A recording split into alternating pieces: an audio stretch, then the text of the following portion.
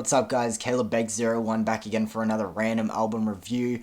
For today's random album review, we probably have the most iconic / well-known album that I've done so far for this series.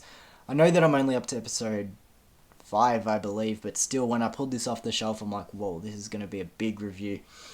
So without beating around the bush any longer, let's cut straight to it. It is Green Day's 2004 album, American Idiot. As I said, super iconic, definitely has its fans. Even if you're not a fan of the genre, everyone's got to know a piece of this album in some way, whether it's the well-known, played everywhere singles, or maybe you recognize the album art, maybe you just know Green Day. To some extent, people should know this album. Since its release in 2004, it really has left its footprint in pop culture and its mark on, I guess, just history of music in general. It's sort of hard to sum up and do an introduction for an album like this, but for the review, as you know guys, we'll sort of sum up my history and background with this album, my thoughts on the album as a whole, break down a couple of the tracks, and of course at the end I will put in my rating, so make sure you guys stick around for that. But let's get straight into it guys. Super iconic album, I'm super excited to do it, so let's get into it. Green Day's American Idiot from 2004. So as I said, this album really didn't need an introduction, guys. It's super iconic, definitely has its fans. Green Day, one of the most global, most loved bands of all time, especially in modern history, I think. And this is probably their most popular, or at least well-known album. And this album is an epic, and I mean that in just every way. You look at the songs, every song is fucking loved and well-known, super iconic. And when I say epic as well, just its length as well. This album runs, I think it's like only 3 minutes short of an hour. If you also don't know, this is a concept album. What that is basically, if you listen to the songs in order, it tells a story, and even that is just super iconic. This album has its fans, and I remember growing up with this album. As I said, this came out in 2004, so 3 years after I was born, and this album just always by my side. I remember some of my earliest memories with music being some of the songs off this album, Boulevard of Broken Dreams, for example, and I guess American Idiot, the title track.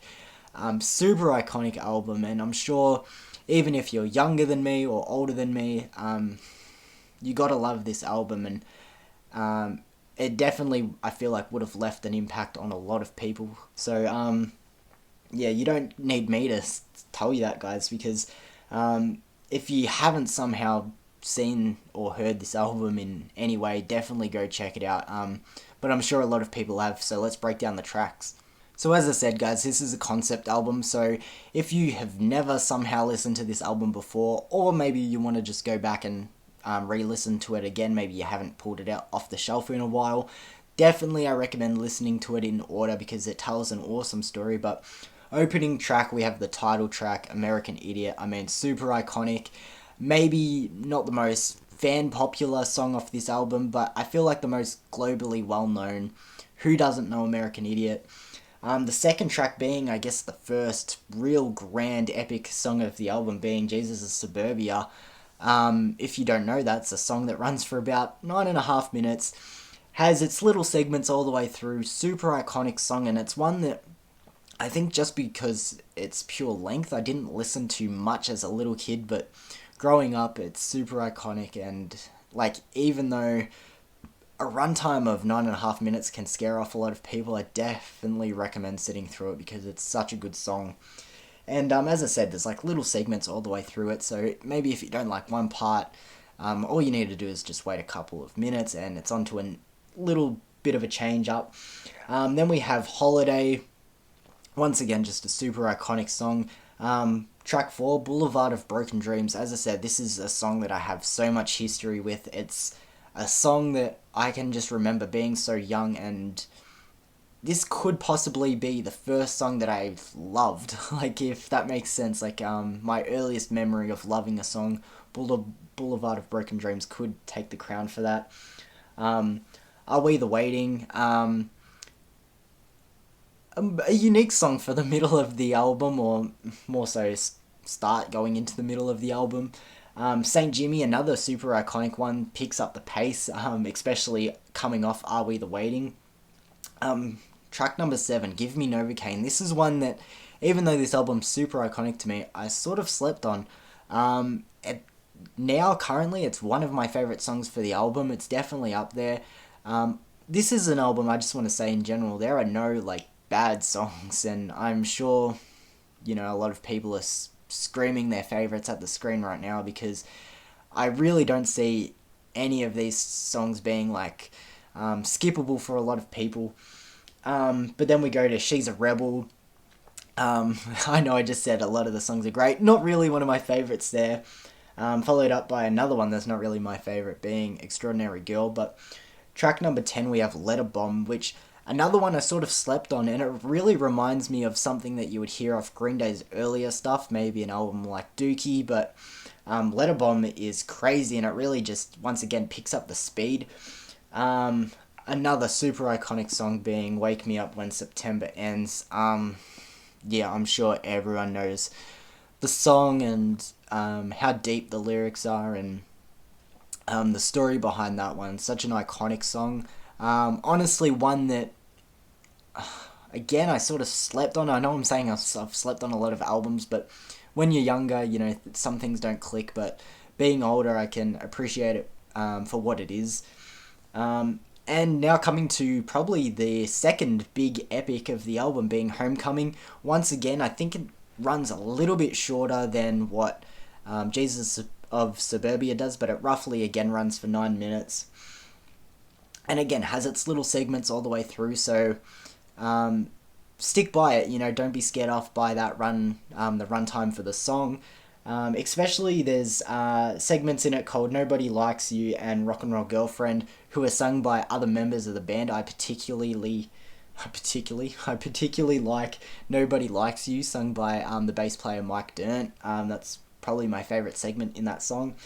And then the album closes with What's Her Name. This isn't the deluxe edition, I forgot to say that, but the album closes with What's Her Name, which again is just one that I'm going to keep saying this, but sort of slept on, because this album, as I said, it runs a long time. Maybe when I was younger, I didn't appreciate this album for what it was, but, over the past few years and going back and re-listening to this album for the review and the tracklist ranking that should also be up at the same time, check that out.